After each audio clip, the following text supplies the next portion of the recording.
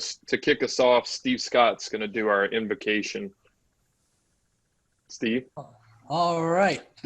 During these fractious times when so often our daily interactions feel like stubbing your toe, I thought it might be refreshing to review the more optimistic and whimsical perspectives of the great philosophers, Winnie the Pooh and friends. You're braver than you believe, stronger than you seem, and smarter than you think. If you live to be 100, I hope I live to be 100 minus 1 day, so I never have to live a day without you. A little consideration, a little thought for others makes all the difference. It's more fun to talk with someone who doesn't use long, difficult words, but rather short, easy words like, "What about lunch?" If the person you're talking to doesn't appear to be listening, be patient. It may simply be that he has a small piece of fluff in his ear. The most wonderful thing about Tiggers is I'm the only one. Some people care too much. I think it's called love. It never hurts to keep looking for sunshine. You can't stay in your corner of the forest waiting for others to come to you. You have to go to them sometimes. Any day spent with you is my favorite day. So today is my new favorite day. And this is for Danny Farley and Dave Graves. When you go after honey with a balloon, the great thing is not to let the bees know you're coming. Always watch where you're going. Otherwise, you may step on a piece of the forest that was left out by mistake. I wonder what's going to happen exciting today. Before beginning a hunt, it's wise to ask someone what you're looking for before you begin looking for it. How lucky I am to have something that makes saying goodbye so hard. They're funny things, accidents. You never have them till you're having them. Love is taking a few steps backwards, maybe even more, to give way to the happiness of the person you love. It isn't much good having anything exciting if you can't share it with somebody. Could be worse. Not sure how, but it could be. I always said Tiggers could climb trees. Not that it's easy, mind you. Of course, there's the coming down too, which will be difficult unless you fall when it would be easy. And lastly, I always get to where I'm going by walking away from where I've been. Will you please stand for the pledge?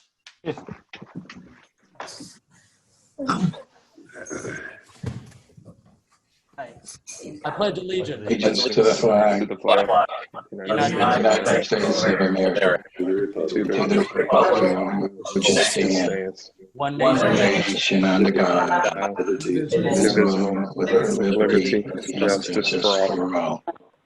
and of the things we think, say, and do, is it the truth. truth? Is it fair talk concerns? Will it Build goodwill and better friendships? Will be beneficial to all concerned.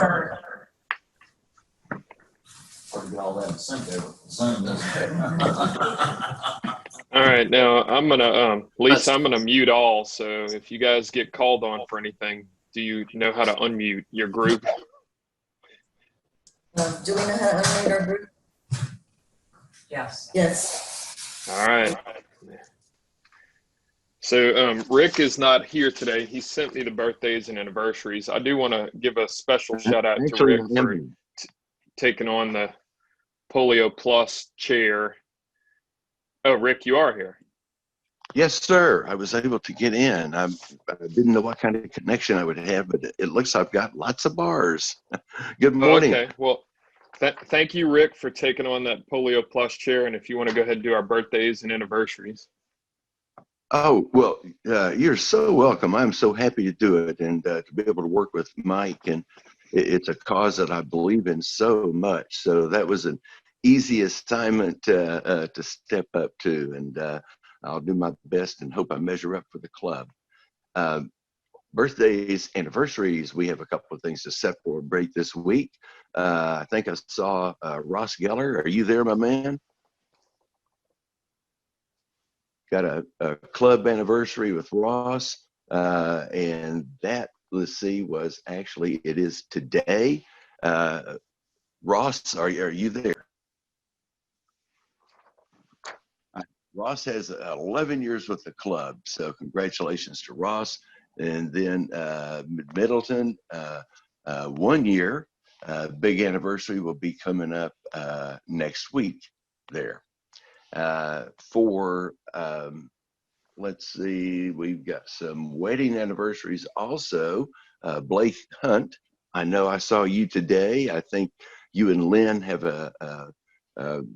let's see, it looks like the 13th wedding anniversary, and 23 big ones. Congratulations there, Blake. Wonderful. And let's see, on to birthdays. We've got one birthday to celebrate this week. And I'm sorry, boy, this thing is scrolling so slowly. Dale Hopkins. Not sure if I saw Dale on there or not, but Dale had a birthday Monday. So happy birthday, Dale. And last and very importantly, let's see. Yeah, partner birthdays. We got a couple of those too. I don't think I saw Ralph Jones. His wife, Wendy, has a birthday tomorrow. And then I know Judy Brumley is here, and her husband, Jimmy, has a birthday, and that will be coming up Monday. So happy birthday to Jimmy. And I hope everything went through. I'm not getting any feedback, but I'm going to stop there, Mr. President. Thank you, Rick. So a few general announcements. I know everybody has been thinking about when we can get back to regular meetings. So Tony, who's on our Zoom meeting today, Tony and I have been discussing options, and Quintus Weaver is approaching this whole situation cautiously, which is wise. So he and I have come up with a plan that we're going to present to the board, and then the board will vote on it next week to decide how we can meet in person, with a goal, at least I have a mental goal of us starting in October to give us a little time to proceed. So there is a bunch of information on it. There will be some cost differences. There are some logistical issues. So it's going to take some people doing some special tasks to make it all work. But I think we can do it. And if we can do this successfully, it may get us into 2021 where we can go back to normal meetings. So that's exciting stuff. I want to thank you, Tony, for working on that and working with your team to come up with safe solutions for the whole group. Also, Monday the 14th, we are doing an induction for 14 new members at Cafe Pasta with the Satellite Club. So Charlotte and Steve Scott and I and Judge Hassel will all be there, I know, and we will get 14 new members formally inducted, which is some exciting stuff too. So that'll happen Monday.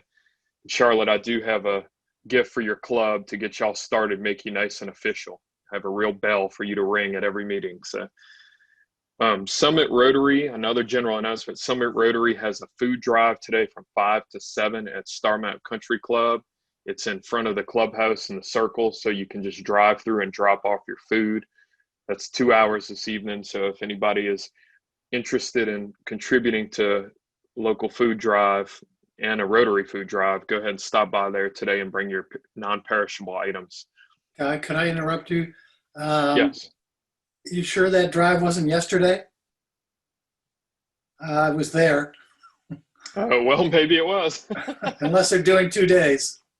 Honestly, I couldn't tell you, but I was there yesterday. Yeah, I think it was yesterday, Guy. Oh, I'm sorry. I sent the email yesterday, so maybe I thought the date was today. My mistake. Don't go to Starmount today to drop off non-perishable food items. Last announcement here is thank you to Lisa, Kim, Ralph, and Brian, Kim's husband, for playing in the district golf tournament. So that's coming up September 24th, and they're going to represent Gate City Rotary. It should be really excited. Lisa did tell me she took a golf lesson, so they should be well prepared.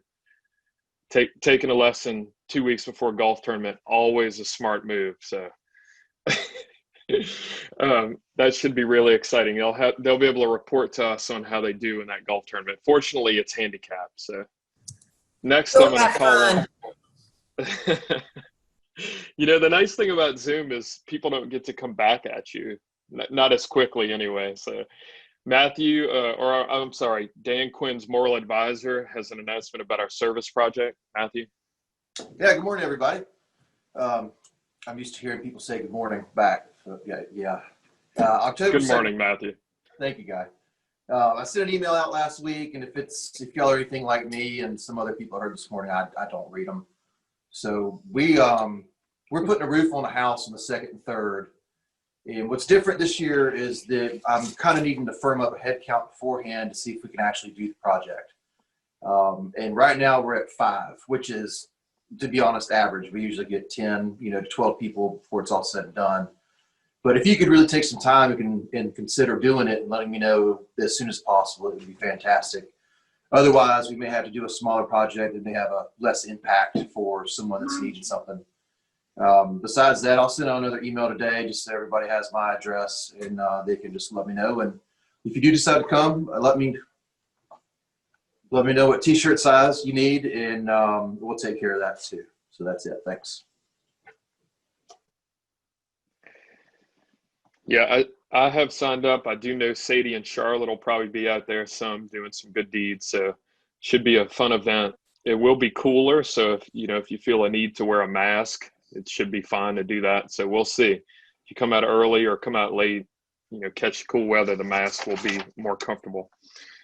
Buster's going to make an announcement about our club grants. Lisa's successful fundraiser has allowed us to have the funds to go ahead and do those. You want to make an announcement, Buster? Yes. We're going to have club grants, and it's going to be basically just the same as it's been in the past.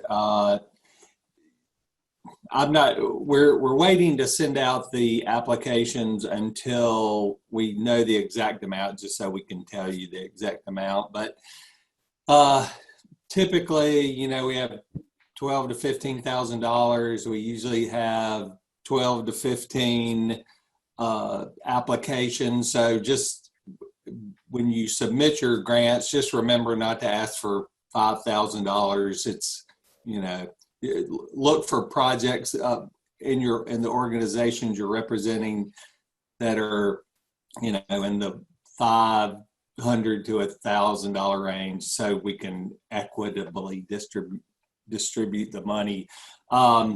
You have to be the Rotary member has to be involved in the organization. So in some capacity, you can be a volunteer, you can be on the board, you could have helped start it, whatever, you could be the head of it, but you do need to be involved in the club.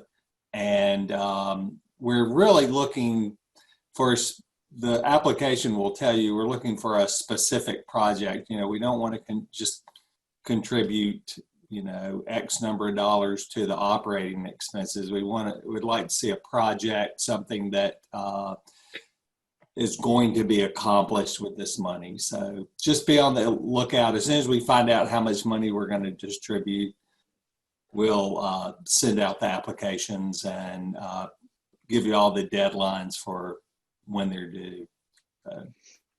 Any questions? Am I on mute? All right. Now. Thank you, Buster. Bye. So just to give everybody a general idea, looking at the numbers so far, it should be very similar to what we've done the last several years. The budget for our foundation is a rolling 5-year average of the fundraiser.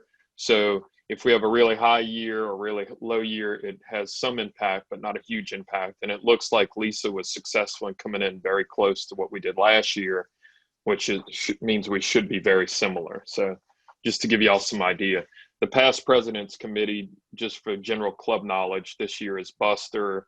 I think it's Bobby Christensen. Is that right, Buster? And then our 2 immediate past presidents, which is Chip and Walt. And I'm not sure, but I think I might be on there or not. But anyway, so, you can always ask those guys some questions too. They should have general knowledge on how that stuff works. Next, I'm going to call on Chip Person or Rick Martin to talk about the world's greatest meal and our pig stock cook-off or cook preparation. Chip. All right, well, I'll jump in.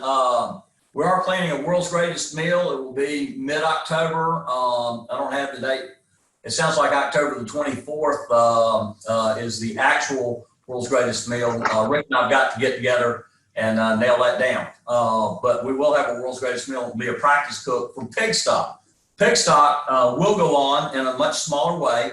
It's going to be a fundraiser for children in Vietnam. Our plan is right this minute to have it on November the 7th, which is the pig stock date. Other clubs in the Greensboro area are doing the same thing. And basically it comes down to a contest of fundraising. There will be a cooking contest as well. But the real point here is to raise money for children in Vietnam.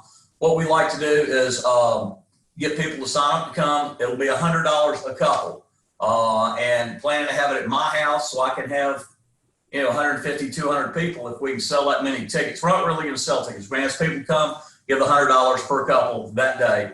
We're going to have some pig. I have David Lynn coming to play music that day. If we get a good response, I'll go ahead and get a second band. And we'll have two different kinds of music. David Lynn plays a mix of just about everything from country to pop to dance to shag to you name it. So it's going to be a fun day. Obviously, it's not going to be 1,000 people or anything like we have out at Shooting Star Horse Farm, but I think it's going to be a pretty good deal. I think we're going to have fun, and I'll get out more information as we get a little closer to November the 7th. Thank you.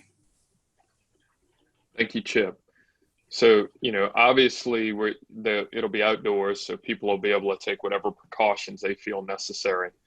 I've discovered through doing leadership in a situation like this, you can't make everybody happy. So when you try to, you actually make nobody happy. So we're gonna let people make their own decisions on what's safe for them and what's not safe. And generally, if you have an opinion on it, you're free to share it with me. I'll probably file it in the wastebasket. So you have to make your own decision. I would also like to say you don't have to be present to donate.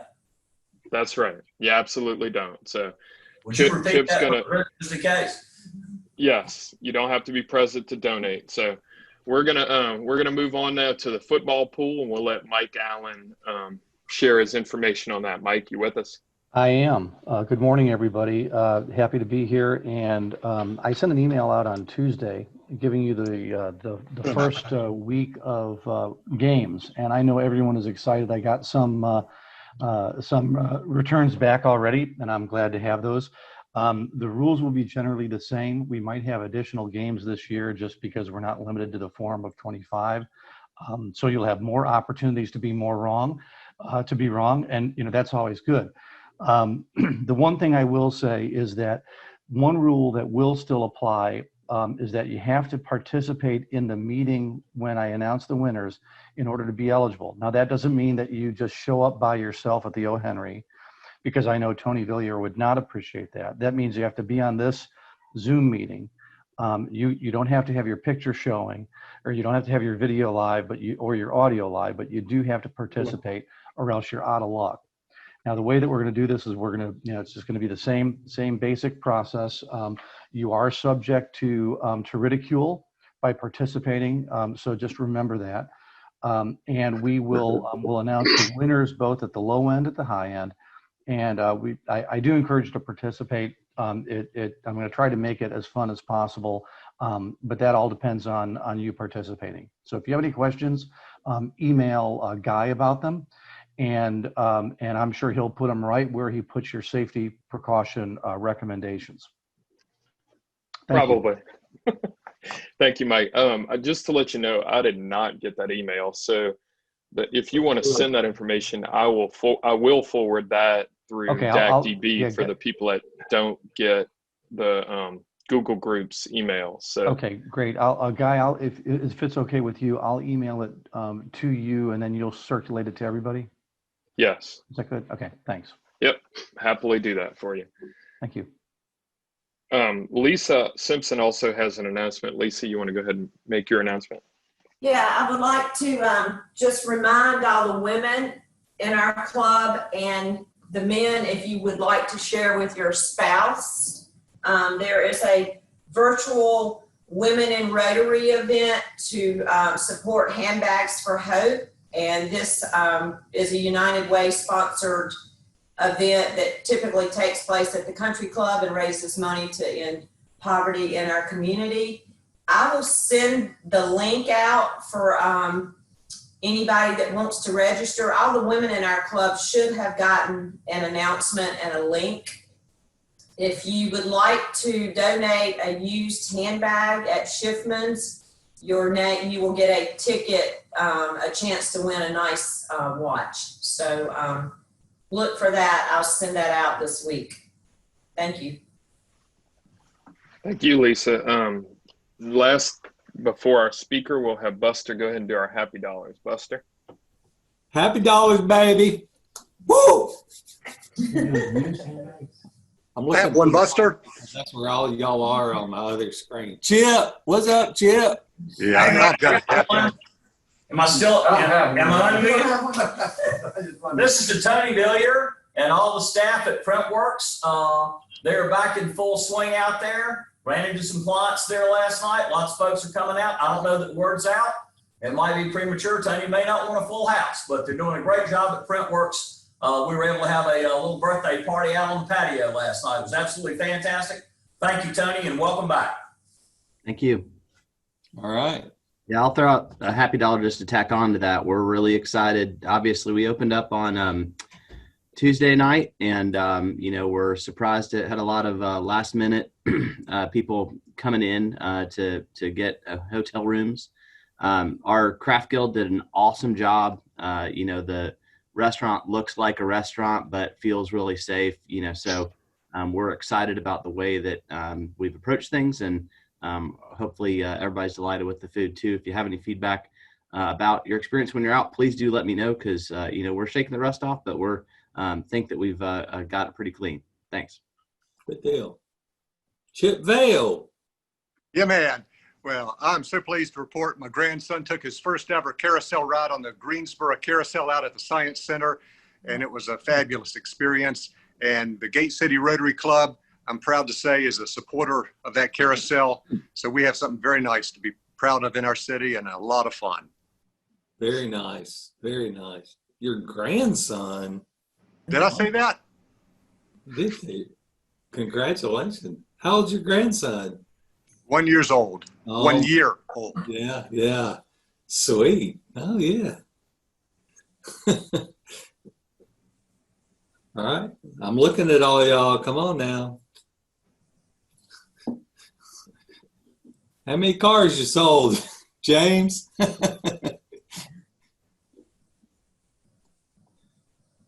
Hey there, Mr. Buster. I've got a happy dollar. This is Rick. Hey, Rick. I got a couple. As a matter of fact, my new daughter-in-law's family has a place at Kiowa Island out on the beach, and we are up here enjoying a beautiful place. At my first time out on Kiowa Island, there's a happy buck. And the other happy buck is for that carousel.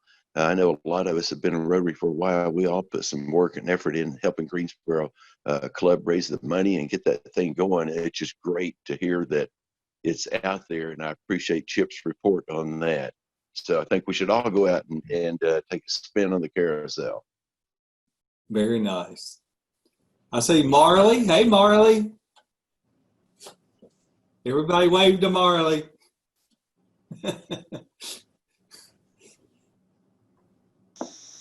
Anybody else? I'll throw out another happy dollar on a personal note there as well. This past my 1 year old has just started taking a large number of steps in the last week. He was sort of teetering, tottering, falling down like crazy, but he's running around the house and driving his brothers crazy now. So it's good stuff. I'll throw one out there. I have my college student back home safely.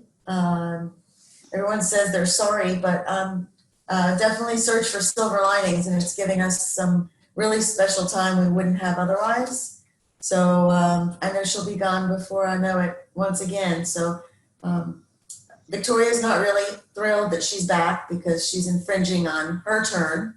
And I think you all met my new puppy, and the old dog's not any happier than Victoria is about having another person around. But I do now have 3 drivers and only 2 cars. So we are in the market for a small used SUV. If you know anything or any about that, or anybody that might have one, please reach out to me. But otherwise, that's my happy dollar. James, you got any small SUVs? Yeah, I might be able to help you out there, Gail. So. All right, what's up? Hey, one thing, Buster, I wanted to throw out. About a month ago, I was at, I believe it was at Lowe's, and I bumped into Tom Phoenix.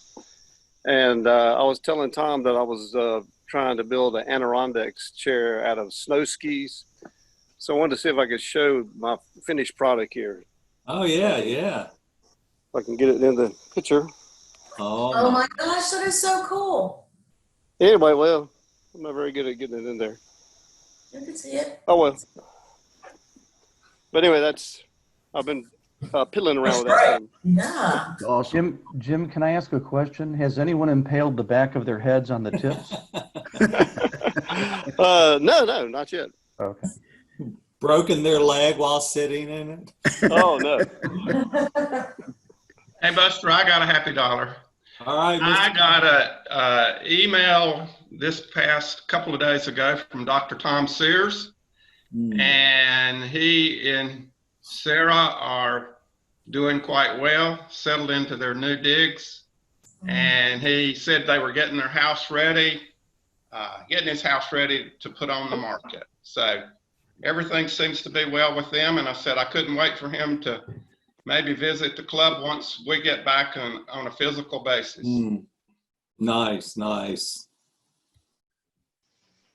Well, I did have one too, and everybody be sure to go to the club Venmo account and actually contribute the dollar. This is not free happy dollars, but I don't know if a couple of weeks ago I wasn't at Rotary, and my daughter moved out to Portland, Oregon, her and her husband, and he got a teaching job at Lewis and Clark University. And so they've lived all over the world, and they haven't had all of their stuff from their wedding has been in our attic for 7 years because they've always lived in Austria or Australia or Mexico.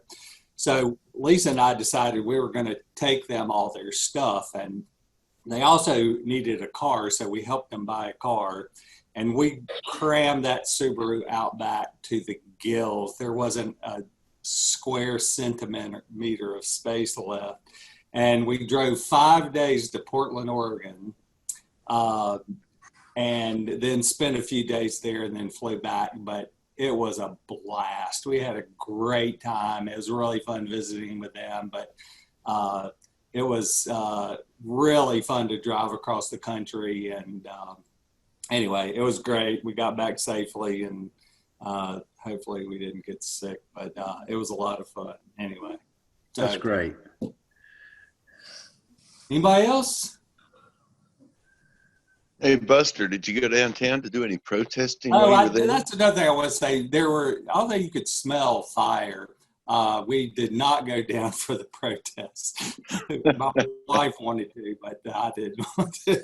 I also had one of those cross-country trips with one of my children. Actually, both of them, one way and the other one back the other way. And those are wonderful experiences. Yeah. I'm happy for you.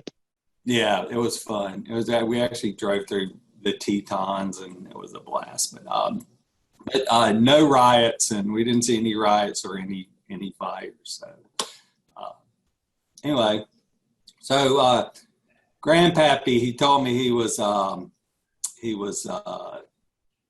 thinking of applying for a job at the mirror factory, and he said, that's a job I could totally see myself doing. Oh, that's horrible. I'm muted. Guy, can I make one more comment on the football pool? I just realized when I forwarded you the email, The deadline for returning your picks is tomorrow at midnight because the games are starting this Saturday. So get them into me by Friday, tomorrow at midnight. Thanks. Thank you, Buster, and thank you, Mike. We did skip one thing in our agenda here. Lisa is going to do our raffle drawing. So were you? I think I'll do that at the end. So if you guys want to stick around, because I want to give our speakers time. And I also think I have a guest on here this morning. Is Elizabeth Green plugged in? I did see that name earlier. Okay. Lisa, yes, I'm joined. Thank you so much. Thank you. Thanks. So if you're okay with that, Guy, I'll just go ahead and introduce our speakers. You're up. So I'm happy to introduce Perla Hernandez and Juliana Hicks. I think I sent you their bios. Perla is a daughter of a first-generation Salvadoran immigrants. She has a master's degree in social work and is currently a lead therapist at a residential adolescent treatment center. She manages support services for teens and families who have mental health problems. They are both passionate about social issues in our community. And then Juliana was born in Bogota, Colombia. She received her BA in psychology from UNCG. And she was the founder of Ritmo Latino. And she's a linguistics educator and has won a national award for innovative teaching techniques in China. She's lived much of her life as an immigrant in different countries. And she likes to provide resources to immigrants in North Carolina and is thrilled to create positive change in our community. So they are here today to talk to us about some of their personal experiences of racism and how we can talk to our children and others about racism. Thank you. Thank you, Lisa. Thank you, Lisa. So thank you guys for having us. Good morning, first of all. I would like to share my screen. We prepared a short little presentation.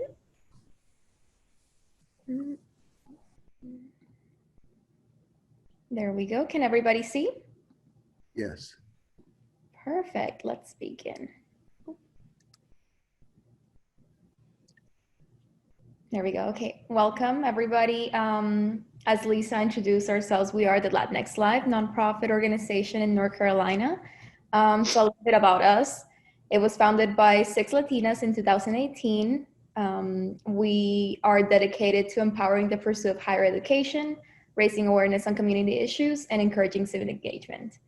And in our picture, we have 5 out of 6 founders, including Perla and I. In our years of service, we have been able to connect with the Latinx community in North Carolina. In North Carolina, 19% of Latinx adults have earned an associate's degree or higher, including Perla and I. And we want to see those numbers increase. Therefore, we have awarded 2 scholarships so far, as well as 6 different internships. There was a little bit about myself. Yes, I was born and raised in Bogota, Colombia. I moved around in different countries. I've lived in 4 different countries and visited 26 different countries. So I have a very good experience of being an immigrant. I am the Director of Communications for the Latinx Live. Perla, would you like to say something about yourself? Yeah, so I'm Perla Hernandez. Nice to meet everyone.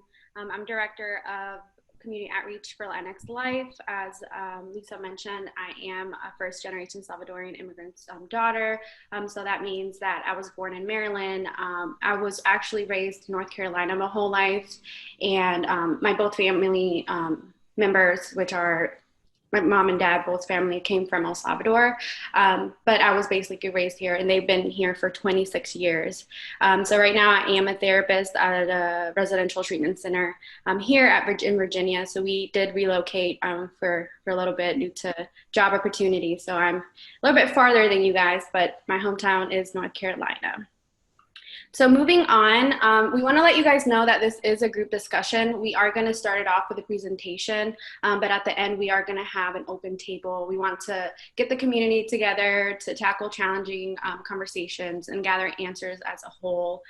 We are speaking from an educator and a therapeutic approach. There are various layers to this topic of today's discussion, and so we understand that this is a sensitive topic and that there are a lot of components to it. But this is a safe space, and please feel free to ask any questions or any comments whenever we get to that, which will be at the end. All right, so we are going to go ahead and start off with just going over some of the latest events that have caused a lot of chaos and a lot of, protests, a lot of advocacy that's been going on. And I'm sure you guys have been seeing in the news, social media. I did want to bring up the incident that happened with Breonna Taylor. We do know that she was a 26-year-old African-American EMT who was fatally shot by 3 police officers in Louisville in March. And so I know you guys might know a little bit about the backstory. I know there's a lot of details. There's a lot of things that are unknown at this point, but what we do know is that she was murdered in her house by police officers when it came to looking for the suspect, which was her boyfriend at that time. They did return fire into the apartment with more than 20 rounds. So this was considered a total disregard for the value of human life by the Taylor's family's attorney. So this, has brought a lot of the social justice activists to come out and protest and kind of be able to discuss their opinions and how this was wrongful or how justice came into place with this. I do want to go ahead and talk about Vanessa as well. I'm not sure if you guys have heard about the situation with her. She was a 20-year-old U.S. Army soldier who was murdered in April. However, she was found later on in June, where her remains were found, and they were buried where she was killed. So with this situation, it has to do with allegations that she had reported to and had been able to staff with her mom and also higher up. However, her mom and her attorney do believe that these things were kept in the dark, and so that it could have been prevented. It could have been something that she would have been saved from if her voice would have been heard. However, as we know, there's a lot of missing components to this still, and we are still advocating. We're still seeing a lot of protests around this, as well as there has been more female military families also who have been able to advocate now for their own soldiers who have came up with their stories, have had the courage to say, hey, I also have been sexually harassed, I also have been sexually abused. So this did bring up a lot of awareness towards it, but we do want to make this a point that when it comes to what's going to come next, we are going to go over some terms that we're going to focus on today, which is why we just wanted to open up with these current events. But yeah, so when it comes to the Goins family, she is from the daughter of 2 Mexican immigrants. And so they do believe that, not only because she was a woman, but also because of her background, it was very hard for her to be heard and for her to advocate, or not advocate, but also spread the word of what was going on and being heard. So we're going to go ahead and just look at some stats. So we've been doing some research around this. It's a very general subject, so it's very hard to kind of pinpoint things. So like we said, we are coming from a therapeutic and educator approach. So we just have some stats down here that we were able to find. For example, when it came to the social psychological theory, it does argue that the disproportionate contact with minority officers in some community may lead officers to overestimate the prevalence of negative behaviors among minority groups. This means that maybe depending on, for the next study showed that shooter bias. So have found that both civilians and officers showed greater tendency to shoot unarmed Black men than white men in computer simulation. So this means that maybe they're in communities that are, need the police department who are there more, they need their services, so they have more contact with them. So it might be that they have more need for social services. It might be that they have a background that, that has maybe pending or something. So that means that their contact with police officers are a lot greater. So that also was something that showed in the study, that they do have more contact. So that might be why the numbers are higher, but also that some factors are that only one piece of more complex causal web accounting for racial inequalities and use of police force could be, like I mentioned, it could be things like outgroup biases, social norms, and stereotyping may interact with characteristics of neighborhoods, like I mentioned, and individuals to result in disproportionate use of police force against minorities. I know there's many barriers. It could be language barriers when it comes to immigrant families. It could be not being educated on the law here in the United States. So certain things like that could become barriers, but also stereotypes that are common, that we're going to go over a few of them that in a few that we have experienced, me and Juliana. Okay, so I know we threw you with a bunch of factual information, so I'm just going to take a few steps back and basically go over the terms that we're discussing today. So we're going to start with racism. Is the prejudge, discrimination, or antagonism directed against a person or people on the basis of their membership of a particular racial or ethnic group, typically one that is a minority or is marginalized. The next term will be sexism, which is the behavior, conditions, or attitudes that foster stereotypes of social roles based on sex. And the last one that we're going to talk about thus far is ageism, which is the prejudge or discrimination on the groups of a person's age. So with that, there are 3 different terms, but a lot of them intertwine sometimes depending on the situation. And each one of them, they have so many layers that we could honestly stay for hours talking about just one. We don't have the time, so I'm gonna share a couple of my experiences that I've had with each one of them. For racism, I know when I was a waitress, one of my older gentleman customers asked me how many kids I had. As a 17-year-old high school student, I told him I had no kids, and he was shocked because apparently people from my culture should start having babies from like a really young age. And he did not mean it in a hateful manner. It came from a place of ignorance. I took it as that. He was one of the friendliest customers I've ever had, but again, it's very inappropriate to ask somebody that, especially a 17-year-old girl who did not want to do with any types of kids or anything at that age. With sexism, we're very fearful about being alone.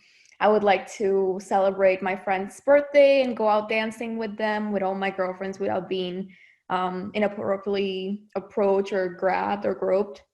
And that's why it's basically safety numbers. I would like for that to not happen, but that's the reality as of now. And with ageism, the experiences that I've had, I personally take them as a challenge, just because I am very young. I am a founding member and a director of a nonprofit, and a lot of people would undermine me because of my age. They think, oh, she's young, she doesn't know anything, but I've gotten here so far, so I guess I must know a little something. And, it's fine. I take it as a challenge. I discuss things with them, and people are always shocked. They're like, wow, you're really young, but you know what you're talking about. I'm like, I hope I know.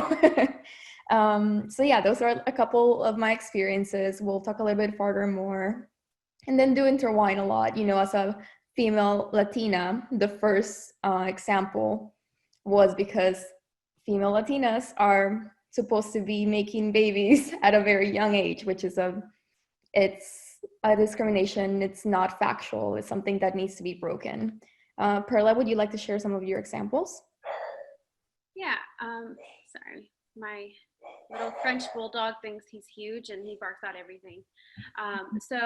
One of the things that I can mention is that a lot of this comes from assumptions, and that's something that can also come from ignorance or just not being culturally aware of how you're saying things, especially nowadays with how, a lot of these issues are being brought up, and there's a lot of protests going on. There's a lot of, advocacy and things around it. So when it comes to, for example, I've been called Mexican my whole life. And so the fact that both of my parents are from El Salvador, which is a country that's totally different than Mexico, it does come a little offending, because it's like, well, it's like when with people who are from China and being called Japanese, something like that. So when I come and I educate them, some people take it in a way, well, I don't know.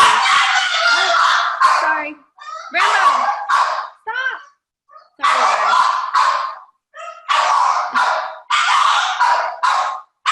He is going crazy. What's wrong with you? He's not getting attention, so that's his problem. I don't know if you guys are familiar with French bulldogs, but they are something else.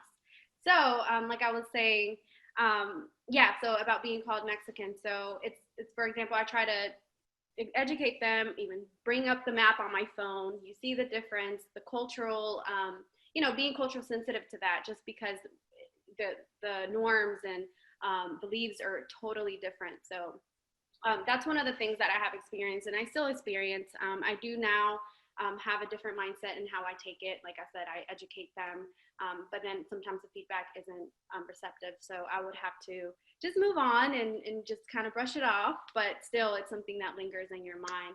But another thing would be another assumption that happens a lot in Latinx, in the Latinx community, is that a lot of people assume that you don't know English, so they come up and they say, well, hey, do you need an interpreter? And so it's like, well, you haven't even asked if I know English yet, so how about we do that first?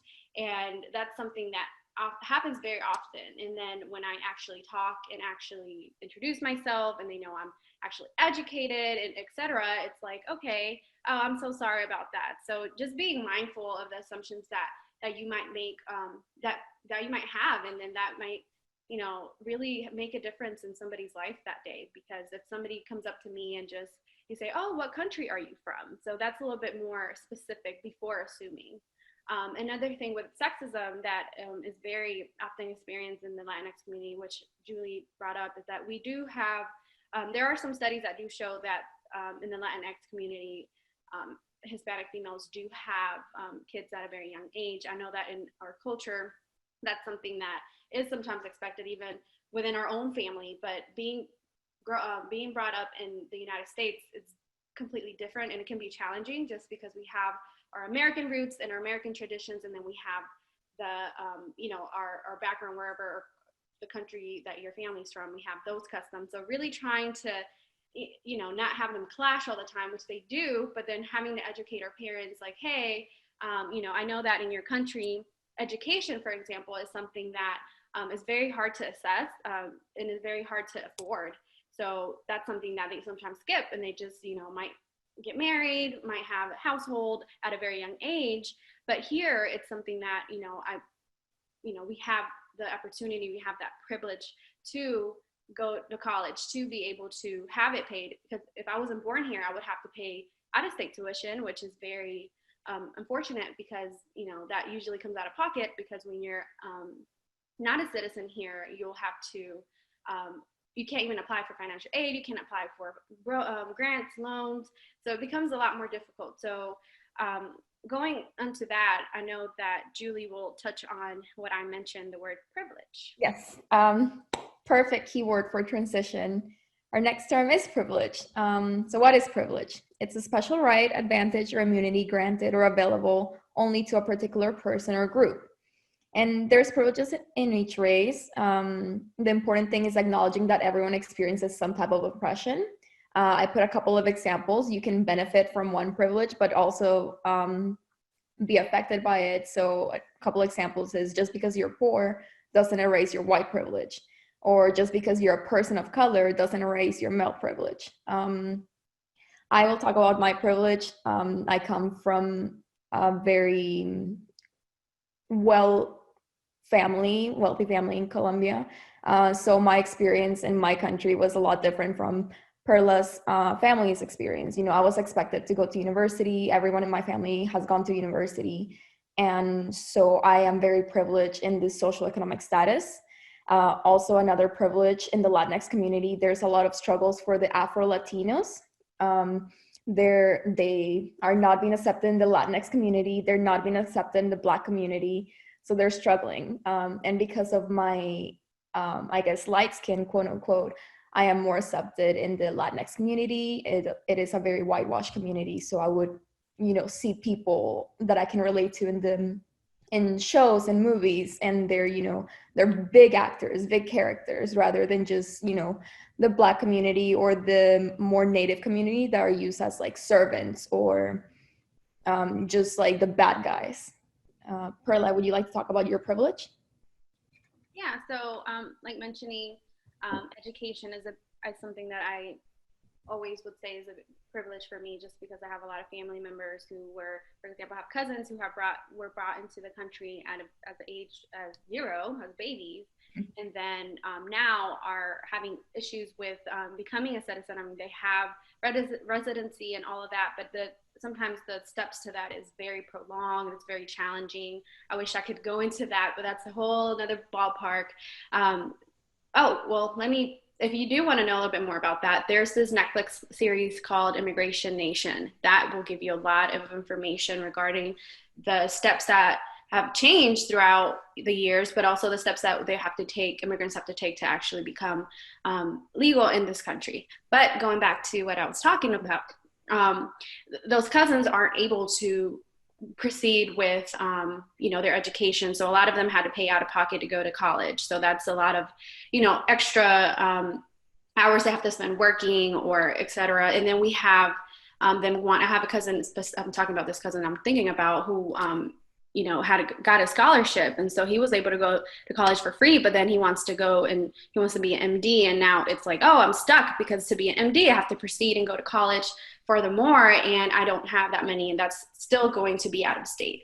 So it's just a lot of complications in my family, and when it comes to me, it's like, oh, for me it was super easy. I got my bachelor's, I got a scholarship for my master's, full ride, easy peasy. But when it comes to them, it's something really hard to celebrate, because I feel like, you deserve it, you're capable of it, but because of certain things, you're not able to do that. Another thing would be, being able to be the first person in my family to obtain 2 degrees too. So pretty much all around education, I would definitely say that would be a big privilege for me. Thank you. So another thing I'd like to say is that, privilege is rarely something that you're conscious or like something intentional. Most of the time you're born with it. It's something that you can't change, and that's okay. You can't really opt your way out, is basically the first thing people will notice about you in certain events. So I would like to talk about negative privilege versus positive privilege. So using privilege negatively, I would like to show you a website about North Carolina's hate groups. There's a lot of hate, and unfortunately it's right in our backyard. I'm just gonna scroll really quickly just to show you a list. Nation of Islam is in Greensboro. There's a lot of hate groups in Charlotte, in Winston-Salem. The list goes on and on and on. Daily Stoners in Raleigh, they're neo-Nazi. League of the South, Wilmington, neo-Confederate, and League of the South. Asheville, neo-Nazi. So yes, there's a lot of hate, unfortunately. Trying to see if I can go back to the presentation. Excuse me for a second. I will share my desktop one more time. Technology, gotta love it. I know. It's okay. I'll just start again. Or not start again, but I'll get a new. I think I see it in the middle. There we go. Can you see it now? Yeah. Perfect. It would not let me go through that. So after that, I would like to share positive ways to use privilege.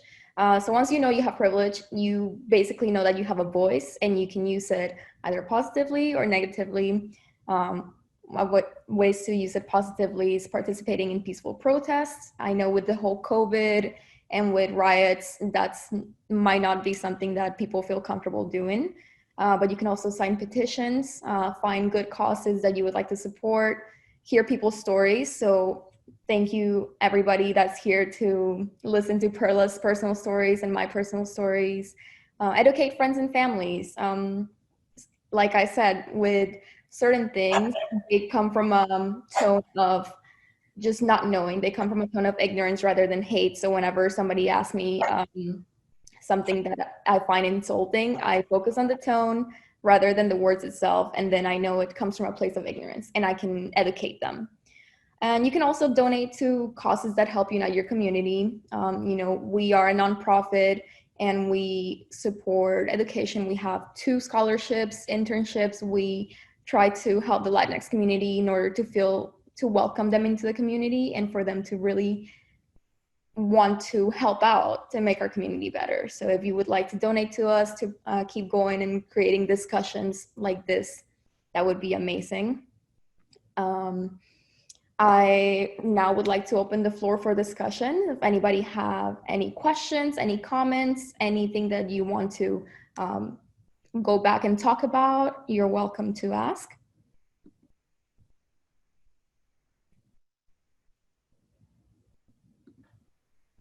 I noticed that some of the hate groups that are listed there are churches, and the issue is LGBT. Is that simply a matter that they think it is a sin to do those acts, or do they actually protest and are launch hateful attacks on people in the gay community? What is the criteria there?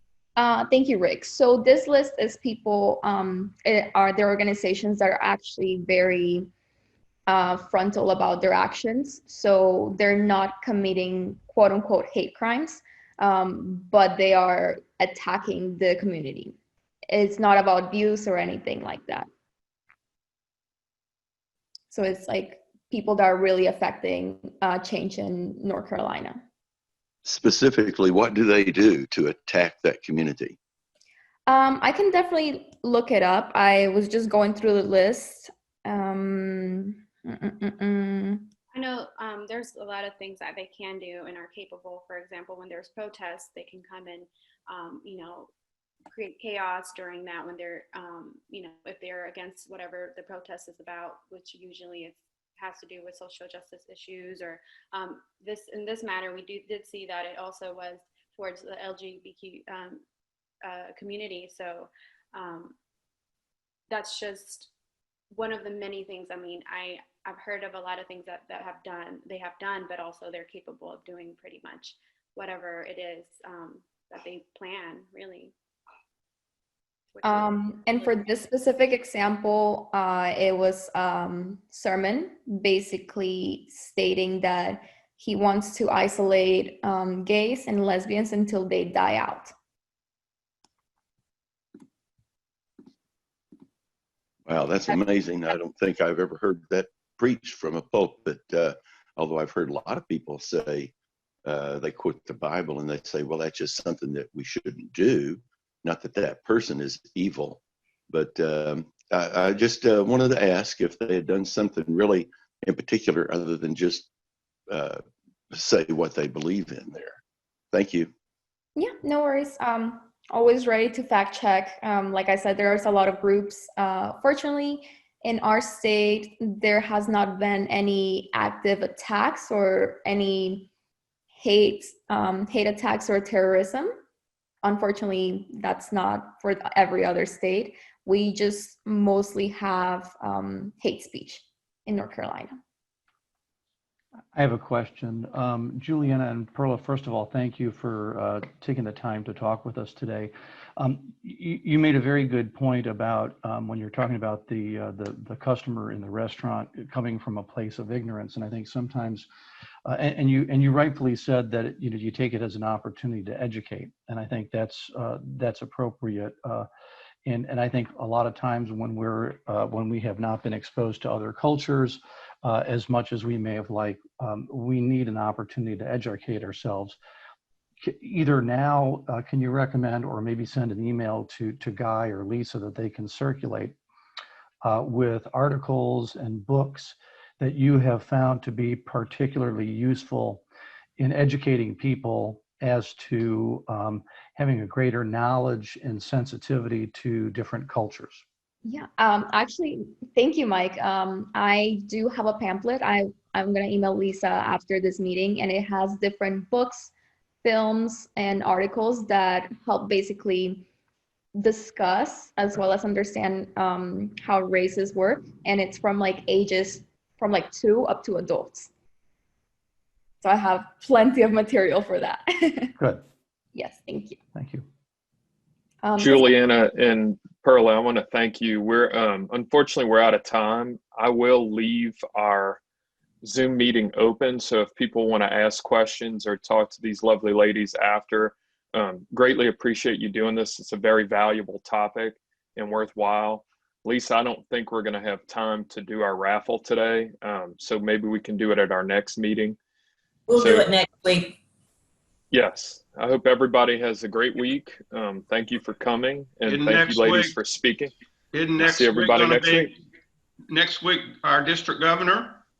Yes, next week is our district governor. And we need to as many attend as possible, really, you know. So yes, please, everybody, please attend. I will send out an email letting everybody know next week, which I know everybody will read. So have a great week. Time next week, Guy?